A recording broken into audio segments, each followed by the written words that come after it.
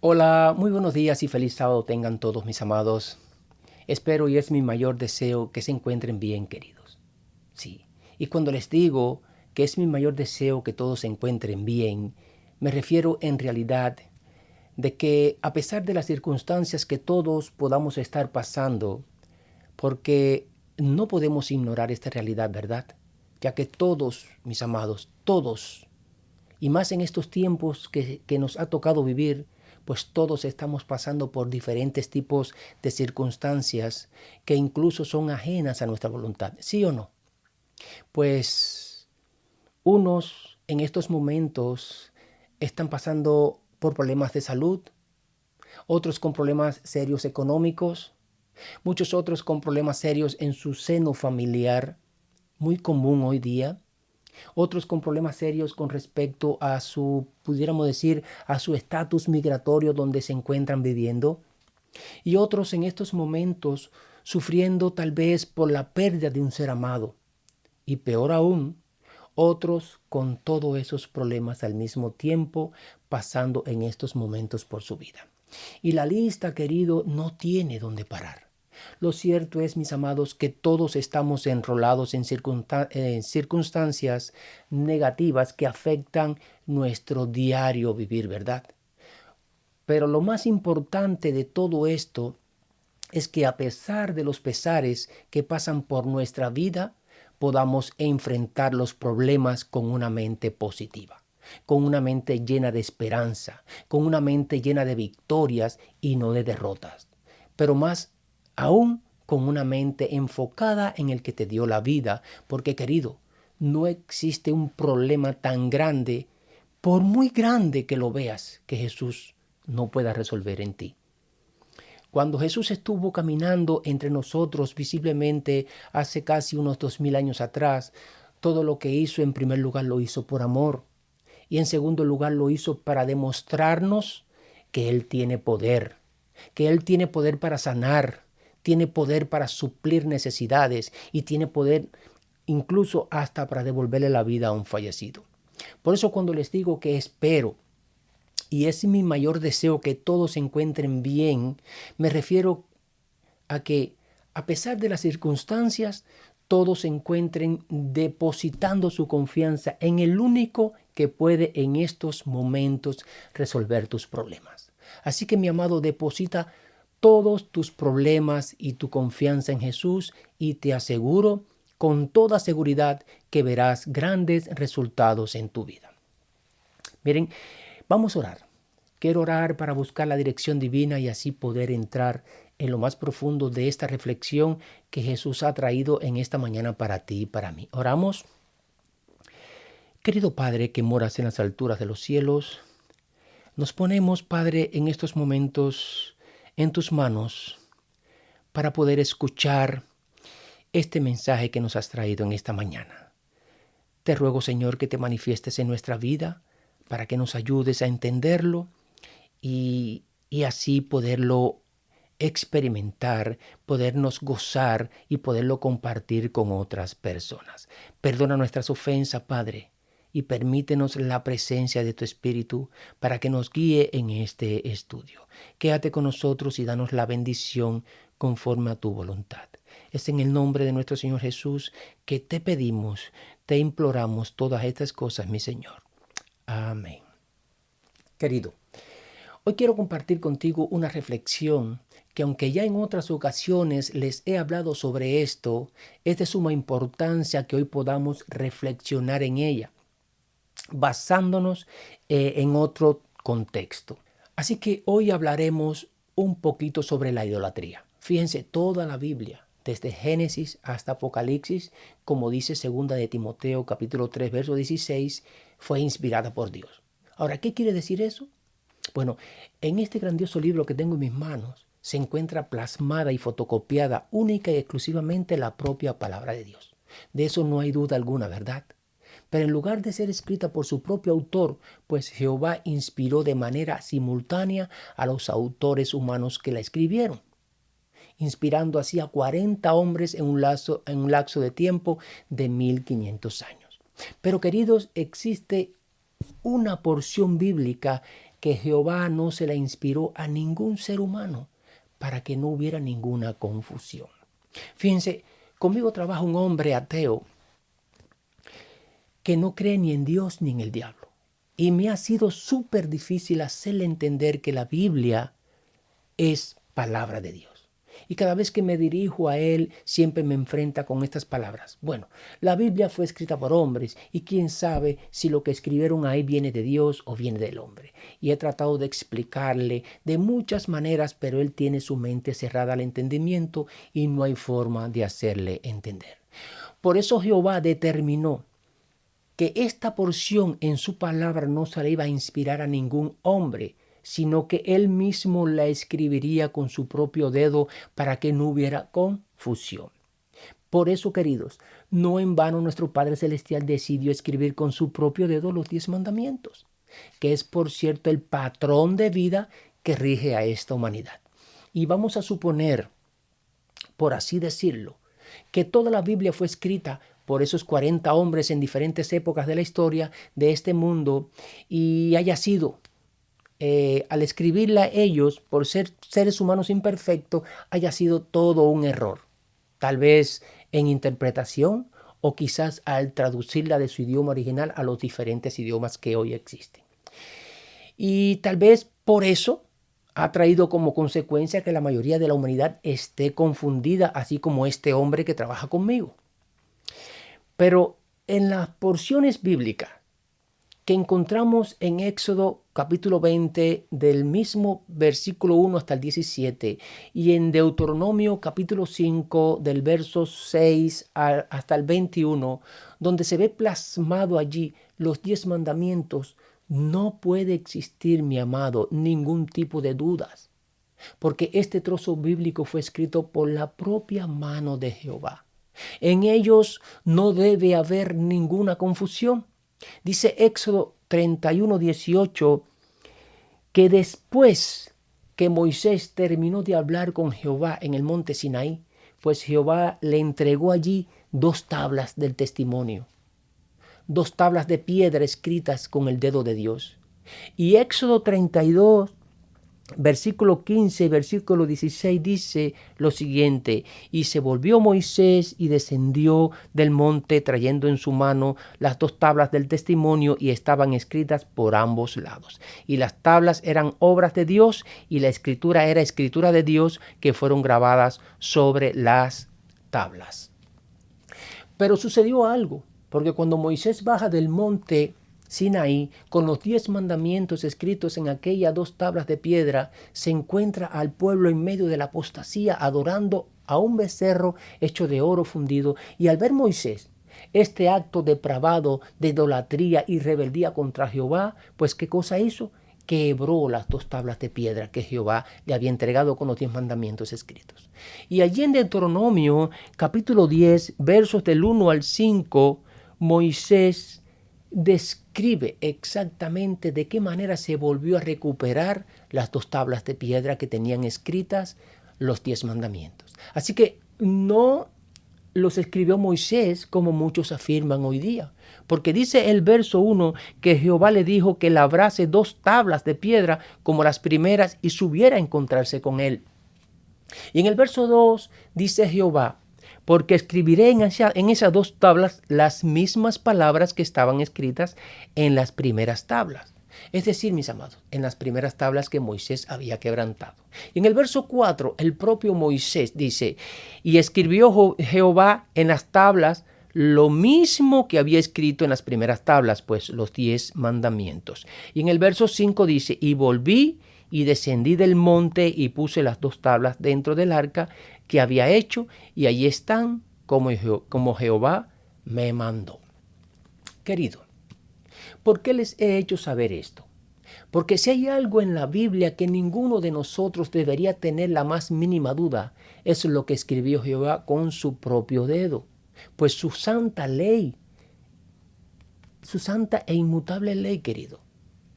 Y hay 2 mandamientos en su santa ley donde él se detuvo a escribir. Y estos son el 2º y el 4º mandamiento. Y se detuvo a escribir detalladamente por muchas razones, mis amados.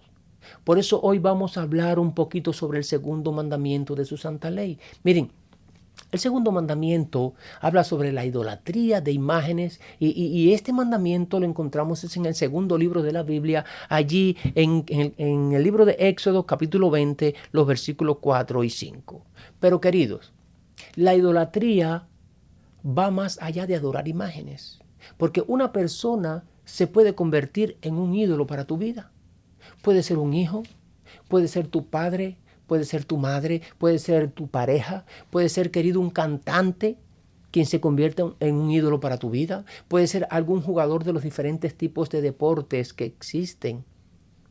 Hoy el fútbol tiene muchos seguidores y hay muchas personas que idolatran a muchos futbolistas, sin contar otros tipos de deportes que existen.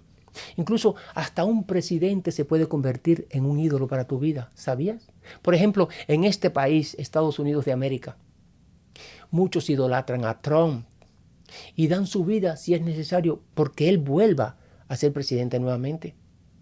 En mi país, Cuba, la mayoría de los que allí viven y aún después de casi 8 años de su muerte todavía siguen idolatrando a Fidel Castro. Y si quieres saber si es verdad lo que te digo, vete a Cuba un 13 de agosto, que fue su fecha de nacimiento, o llégate a Cuba el 25 de noviembre, que fue la fecha de su muerte, y verás a muchos rindiéndole culto de adoración. Queridos, la idolatría también puede ser un pecado que tú puedas estar acariciando en tu corazón, como por ejemplo el odio, la ira, la envidia, el egoísmo, el rencor, etc. Como lo dice Pablo allí en Colosenses capítulo 3, verso 5.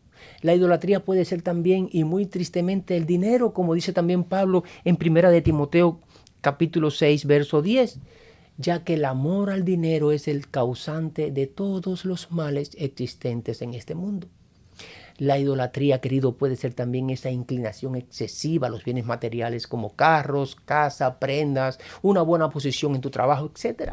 Y esto lo deja bien claro nuestro Señor Jesús allí en la parábola de la gran cena que vemos en el Evangelio de Lucas, capítulo 14, del verso 16 al 20. También existe, querido, la autoidolatría, pues son personas que se idolatran a sí mismos, ya sea porque tienen un hermoso rostro o porque tienen, por así decir, una hermosa complexión física. Y el Señor nos dice allí en Proverbios capítulo 31, verso 30, que engañosa es la gracia y vana es la hermosura. Y pudiera mencionarles muchos ejemplos más concernientes a la idolatría. Lo cierto es, mis amados, que estamos tan acostumbrados a idolatrar algo o a alguien que ni cuenta nos damos, y eso se convierte en un peligro silencioso para nuestra vida. Miren, hace aproximadamente unos 2600 años atrás existió un rey que llegó a tener mucho, pero mucho poder. Este hombre se llamaba Nabucodonosor, rey de Babilonia. Pues después de haber tenido aquel sueño donde al despertar se perturbó tanto su espíritu que hasta lo que había soñado se le llegó a olvidar, y tuvo Daniel, bajo inspiración divina, que recordarle e interpretarle el sueño y decirle detalle por detalle lo que había soñado. Pues allí Daniel le dice que en su sueño él vio una gran imagen en forma de hombre conformada por varios tipos de metales, y que esta imagen representaba reinos, y que este rey Nabucodonosor representaba la cabeza de oro de esa imagen como el rey más poderoso que había existido hasta ese entonces. Y a pesar de que Daniel, queridos, le dijo el verdadero significado de esa imagen vista en su sueño, le dijo que su reino y poder no sería por siempre, ya que vendría otro reino y le daría fin al de él. Pues aún sabiendo este hombre todo eso, pues ordenó que se construyera una enorme estatua de oro con el objetivo de que todo el mundo debía adorarla, ya que su reino duraría por siempre. Y ya aquí vemos que se va en contra este hombre de lo que así dice Jehová. Y esta orden de que todo el mundo debía adorar esa imagen la convirtió en ley. Así que aquel que no se inclinara ante esta estatua, pues su condena sería la muerte. Y queridos, llegó el día de adorar esa imagen. Pues allí se reunieron frente a esa estatua miles de personas, y quiero decirles, Allí se encontraban también muchos cautivos del pueblo de Israel. Y al sonido de la música todo el mundo debía inclinarse ante la estatua. Todo el mundo debía adorar esa estatua. Y tristemente así mismo fue.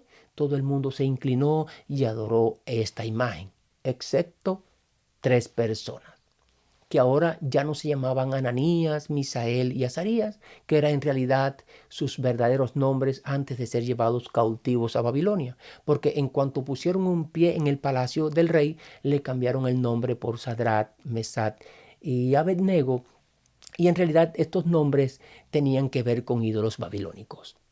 Queridos, estos 3 jóvenes hebreos se mantuvieron fieles y leales al Dios al cual ellos habían creído desde su niñez, pues habían creído en Jehová y estaban dispuestos a morir antes de traicionar su lealtad. Y precisamente, mis amados, por personas obedientes, así como lo fueron estos 3 jóvenes hebreos, es que vemos aquí en el Evangelio de Juan, capítulo 17, los versos 14 y 15, donde Jesús, pidiéndole al Padre en oración, dice: yo les he dado tu palabra y el mundo los aborreció, porque no son del mundo, como tampoco yo soy del mundo. No te ruego, no te ruego que los quites del mundo, sino que los guardes del mal. Mis amados, estos 3 jóvenes hebreos, a pesar de ser condenados por una muerte horrible, supieron mantener su lealtad y no se inclinaron. No adoraron y no idolatraron aquella imagen. Y aunque fueron lanzados a ese horno donde su temperatura fue 7 veces más de lo normal, pues por su lealtad al Rey de Reyes y Señor de Señores, pudieron experimentar una salvación milagrosa entre las llamas de aquel horno de fuego. Porque Jesús mismo vino en auxilio de ellos y salieron de allí sin que sus ropas oliera siquiera humo. Dice el Salmo 97:10 que los que aman al Señor deben aborrecer el mal, ya que Él guarda las almas de sus santos y de la mano de los impíos los libra.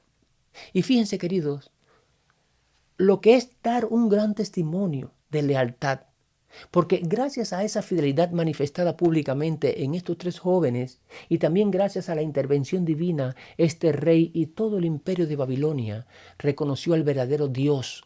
Así que todos ellos regresaron a sus provincias, a sus hogares, contando obviamente el gran milagro que habían experimentado. Ahora, esto sucedió, como ya les dije, hace unos 2600 años atrás, donde se impuso un edicto promulgado por este rey, donde todas las naciones, pueblos y lenguas que pertenecían a Babilonia debían obligatoriamente adorar esa imagen.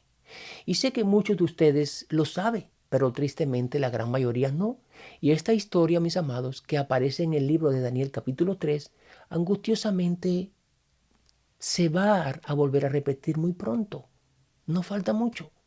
La profecía que vemos en Apocalipsis 13 está muy cerca de cumplirse. Así que el resurgimiento de Babilonia en los días finales de la historia de este mundo está al doblar de la esquina, como solemos decir. Claro está, es el resurgimiento de una Babilonia simbólica y espiritual, pero con la misma esencia y las mismas características de la Babilonia literal en el tiempo de Nabucodonosor. Mi amado, nuevamente habrá una imagen, nuevamente habrá un edicto, nuevamente habrá una ley donde forzarán a esta humanidad a adorar esa imagen. Pero además habrá un decreto de muerte condenando a todos aquellos que no adoren esa imagen. Es decir, que todos aquellos que no se sometan a esta ley tendrán el mismo destino que tuvieron los 3 jóvenes hebreos. Y esta vez, querido, ese edicto que vendrá imponiéndole a las personas adorar esa imagen será a nivel mundial y no limitado geográficamente como ocurrió dentro de los límites de la Babilonia antigua. Dice allí Apocalipsis capítulo 13, los versos 14 y 15, lo siguiente: y engaña a los moradores de la tierra con las señales que se le ha permitido hacer en presencia de la bestia, mandando a los moradores de la tierra que le hagan imagen a la bestia que tiene la herida de espada y vivió. El verso 15 dice: y se le permitió infundir aliento a la imagen de la bestia para que la imagen hablase e hiciese matar a todo aquel que no la adorase. Querido, será una bestia simbólica que impondrá esta adoración dictatorial sobre los habitantes de todo el planeta, como lo dice el capítulo 13 de Apocalipsis, que es bien claro. Ahora, recuerden, mis amados, que la simbología de una bestia en la palabra de Dios significa un reino, significa un imperio o simplemente un sistema poderoso. Aquí Juan identifica este poder que surgirá en el tiempo final como Babilonia. Obviamente se trata de una Babilonia simbólica y espiritual, como ya les hablé anteriormente, pues la antigua Babilonia cayó hace unos 2600 años atrás, pero Jehová inspiró a Juan con un propósito para que nombrara este sistema apocalíptico como Babilonia, porque es la repetición, pudiéramos decir, idéntica de lo que ocurrió en aquel entonces. Y no es casualidad, querido, que la estatua que mandó a hacer Nabucodonosor haya sido de 60 codos de alto por 6 codos de ancho. Y en Apocalipsis 13, esta bestia que surgirá es identificada con el número 666, que es número de hombre, igual como lo tuvo la Babilonia antigua cuando impuso la adoración de la estatua. Pero hay algo curioso e interesante aquí en la palabra de Dios, pero además muy verdadero. Y hay un dicho muy popular por ahí que dice, no hay mal que dure 100 años, ni mucho menos cuerpo que lo resista. Estoy seguro que muchos de ustedes lo han escuchado, porque así mismo como Jehová le dio un punto final al poder de la Babilonia literal antigua, este otro poder que habla Apocalipsis 13 y que está a punto de levantarse y que Jehová lo identifica con el mismo nombre de Babilonia, pues también tendrá un punto final en la historia. Y eso lo vemos en Apocalipsis 18. Donde se describe la caída final y definitiva de la Babilonia espiritual, en la cual se desintegrará, igual como ocurrió con la Babilonia literal en el tiempo de Nabucodonosor. Queridos, sobre esta Babilonia espiritual que nos habla Apocalipsis, se derramarán las 7 postreras plagas. Allí en el capítulo 16 leemos que el primer ángel derrama su copa sobre todos aquellos que adoren a esta bestia y tengan su marca, y como consecuencia de eso aparecerán úlceras malignas y con mucha peste. Así que adorar a esta bestia, mi amado, y a su imagen traerá grandes consecuencias para muchos habitantes de este mundo que creyendo que adorando a esta bestia se van a salvar. Pero además, Apocalipsis 18:4 nos dice que esta Babilonia espiritual que impondrá ese edicto obligatorio para adorar a la bestia y su imagen está en pecado, es decir, está constantemente transgrediendo la ley de Dios. Y el propio Jesús nos dice en ese mismo verso 4, salgan de ella, pueblo mío, para que no participen de sus pecados. Mis amados, Jesús llama a sus hijos fieles y obedientes a rechazar esta imagen. Jesús nos llama a oponernos a esta falsa adoración. Jesús nos llama a salir de ese engañoso sistema religioso. Queridos, Jesús tiene hijos fieles en todas las denominaciones existentes. Y a esos hijos fieles que se encuentran allí engañados es a quien Él está llamando para que salgan de Babilonia y no participen de sus pecados. Él mismo nos dice en Juan 10:16 lo siguiente: también tengo otras ovejas que no son de este redil.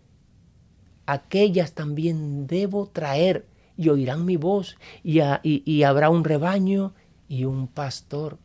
Ahora, tú, mi amado, que estás escuchando y tal vez te encuentres en una institución que sigue las falsas enseñanzas de este sistema religioso conocido como Babilonia, conocido como el cuerno pequeño, conocido como la gran ramera, conocido como el papado, ¿de qué manera tú crees que Jesús te está llamando a que salgas de ahí? Bueno, te lo dice en primer lugar a través de su palabra, pero también te lo dice a través de sus siervos que se encuentran predicando esta verdad. Está en ti, mi amado, escuchar la voz de Jesús diciéndote, hijo mío, sal de Babilonia y no sigas participando de sus pecados, o seguir dentro de Babilonia. Eso está en tus manos. Querido, en la Babilonia antigua, Jehová tuvo hijos fieles representados por aquellos 3 jóvenes hebreos que no doblaron sus rodillas ante ese falso sistema, que no inclinaron su corazón a una imagen colocada por el hombre y que no sucumbieron ante la idolatría a pesar de vivir prácticamente como esclavos porque tenían que cumplir estrictamente las leyes de ese país extraño. Y de la misma manera, queridos, Jesús tendrá un gran número de hombres y mujeres fieles que no se doblegarán ante este sistema falso, que no inclinarán su corazón ante Baal o ante esa bestia o ante esa imagen o ante ese edicto que impondrá el hombre de pecado, que nos habla allí Apocalipsis capítulo 13. Jesús en todos los tiempos, querido, ha tenido un remanente que ha defendido su causa, incluso hasta con su sangre. ¿Sabes? Si yo no estudiara la Biblia, tal vez pudiera pensar como muchos, que creen que la mayoría, por ser mayoría, siempre tiene la razón. Entonces, si yo fuera a basarme en ese principio, pensaría lo siguiente. Bueno, cuando Jesús estuvo aquí hace 2000 años atrás, en vano entonces fue su sacrificio, ya que él no tenía la razón porque era la minoría y lo seguían muy pocas personas.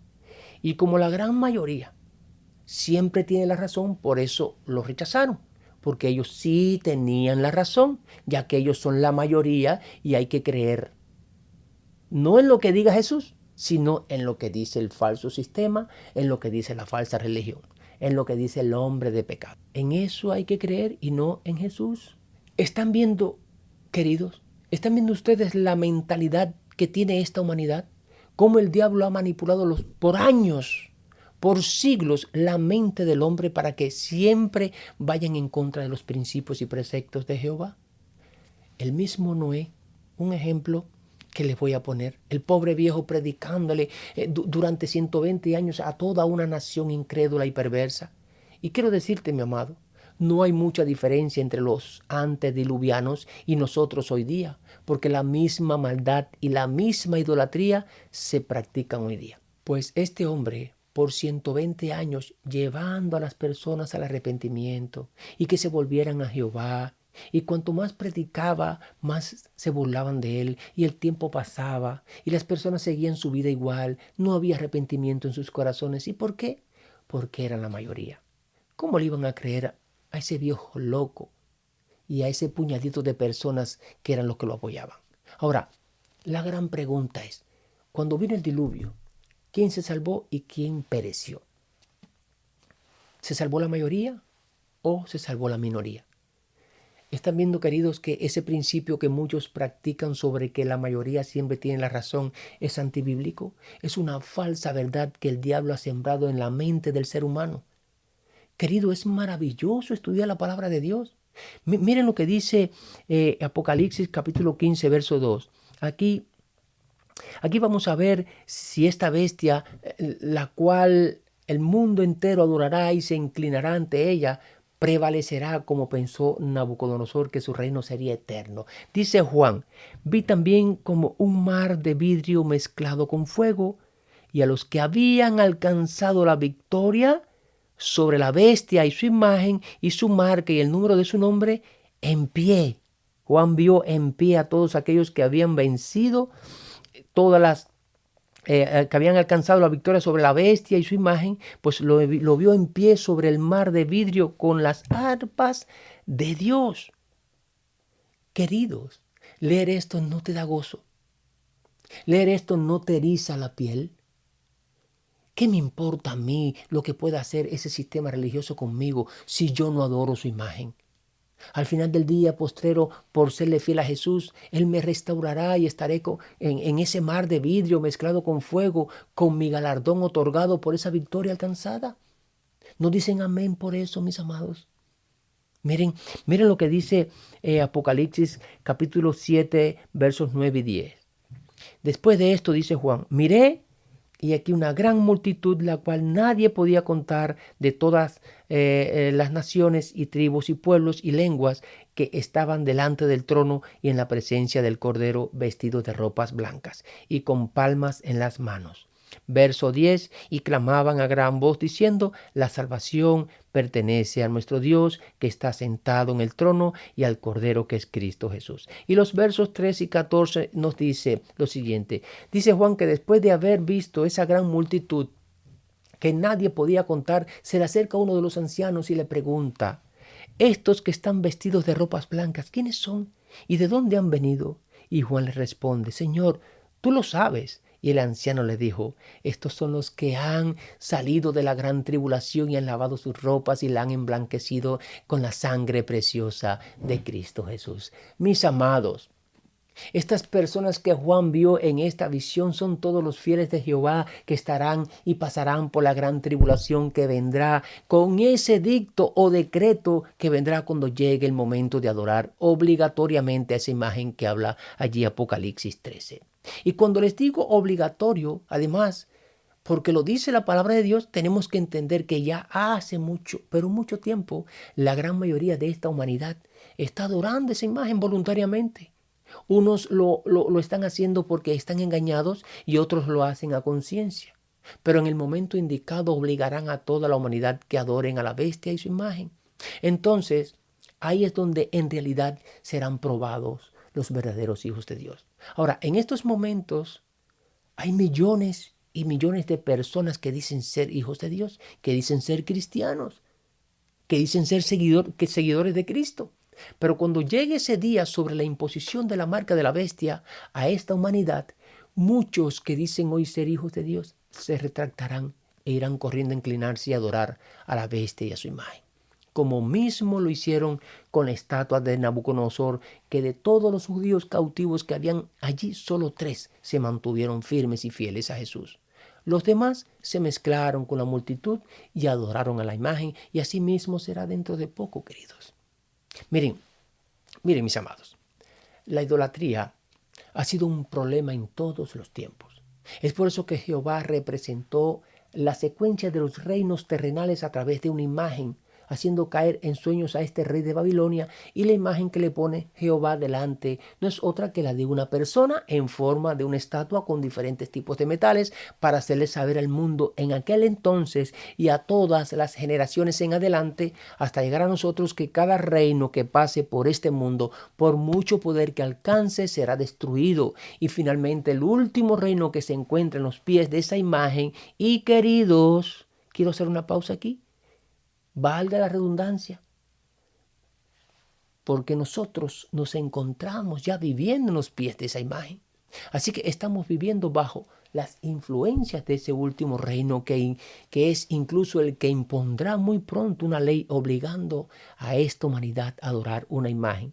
Pero el destino de este último reino será quebrantado, como mismo le dijo Daniel a Nabucodonosor allí en el capítulo 2, versos del 31 al 35. Que será quebrantado este reino con la segunda venida de nuestro Señor Jesús.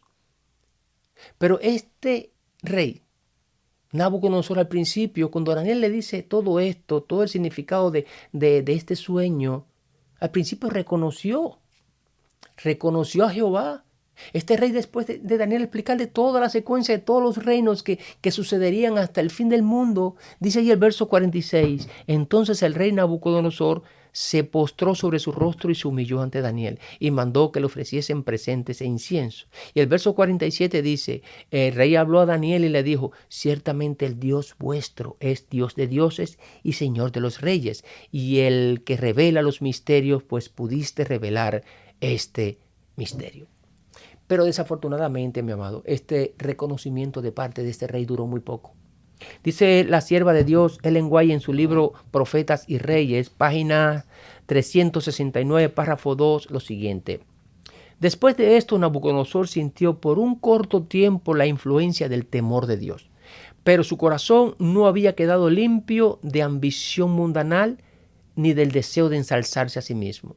La prosperidad que acompañaba a su reinado le llenaba de orgullo. Con el tiempo dejó de honrar a Dios y volvió a adorar a sus ídolos con mayor celo y fanatismo que antes. Qué tristeza, ¿verdad? Por eso este hombre decide mandar a hacer aquella estatua muy parecida a la de su sueño, pero esta vez, en lugar de ser hecha con los diferentes tipos de metales que vio en su sueño, la mandó a hacer completa de oro para que representara la gloria, la magnificencia y el poder de Babilonia, y que fuese consagrada solo y únicamente como objeto de adoración. Así que, mis amados, desde los tiempos babilónicos, la gente siempre ha estado acostumbrada a venerar todo tipo de ídolos y a venerar todo tipo de imágenes, en lugar de adorar al Dios verdadero, en lugar de adorar al Creador de los cielos y de la tierra. Pero los verdaderos hijos de Dios, mis amados, no participan de la falsa adoración que impone y practica la Babilonia espiritual, porque ellos creen en los mandamientos de Dios y luchan constantemente por hacer la voluntad de Dios. Ahora, el segundo mandamiento nos ordena, porque esa ley nos ordena lo siguiente: no te harás imagen ni ninguna semejanza de lo que esté arriba en el cielo, ni debajo en la tierra, ni las aguas debajo de la tierra. No te inclinarás a ellas, ni las honrarás, porque yo soy el Señor tu Dios fuerte y celoso.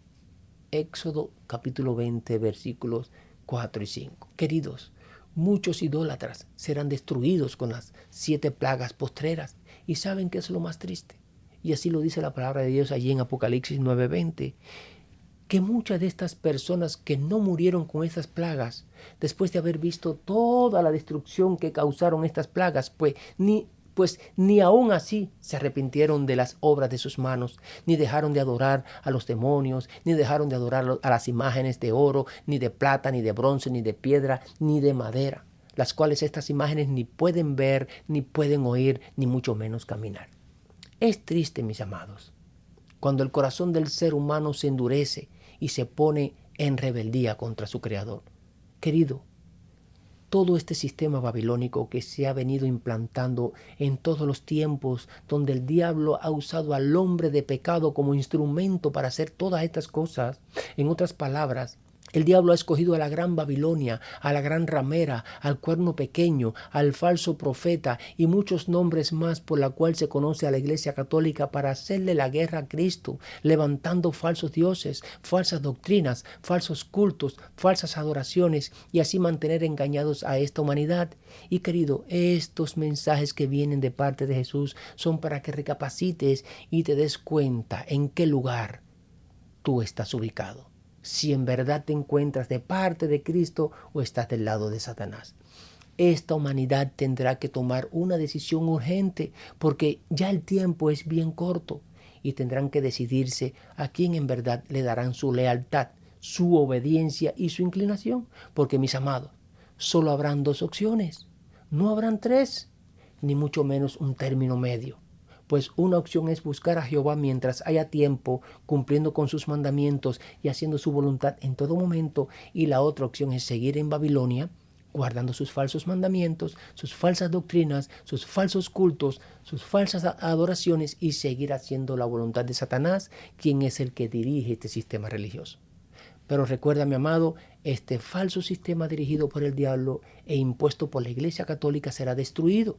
Es el último reino que será destruido, pero no por mano humana. Dice allí Daniel en el capítulo 2, versos 34 y 35 lo siguiente, que estaba mirando hasta que una piedra fue cortada, no con mano, e hirió a la imagen en sus pies de hierro y de barro cocido y los desmenuzó. Y el verso 35 dice: entonces fueron desmenuzados también el hierro, el barro cocido, el bronce, la plata y el oro, y fueron como tamo de las eras del verano, y se los llevó el viento sin que de ellos quedara rastro alguno. Mas la piedra que hirió a la imagen fue hecha un gran monte que llenó toda la tierra. Y esa piedra, mi amado querido, esa piedra no es otro que nuestro Señor y Redentor, Cristo Jesús, cuando venga en su segundo advenimiento. Así que el propio Jesús destruirá a ese poder, a ese reino, a ese sistema religioso y a todos aquellos que se encuentren dentro de ese sistema. Querido, la idolatría se acabará junto con todo el sistema que la ha impuesto desde los tiempos antiguos, ¿verdad? La palabra de Dios es bien clara, pues en Daniel y Apocalipsis vemos el final de toda la maldad de este mundo junto con el sistema que la promueve. Pero nosotros debemos mantenernos firmes y decir como dijeron Pedro y los apóstoles allí en Hechos 5:29, es necesario obedecer a Dios antes que a los hombres. Espero este mensaje nos haga reflexionar, porque la idolatría, mis amados, sin darnos cuenta, está metida en nuestros hogares y está implantada en nuestros corazones. Podemos estar idolatrando algo tan insignificante que apenas nos podamos percatar. Pidámosle a Jehová que nos ayude a encontrar en nosotros algo que sin saber estamos idolatrando. Jehová los bendiga y los guarde siempre. Nos vemos en un próximo encuentro. Un abrazo para todos.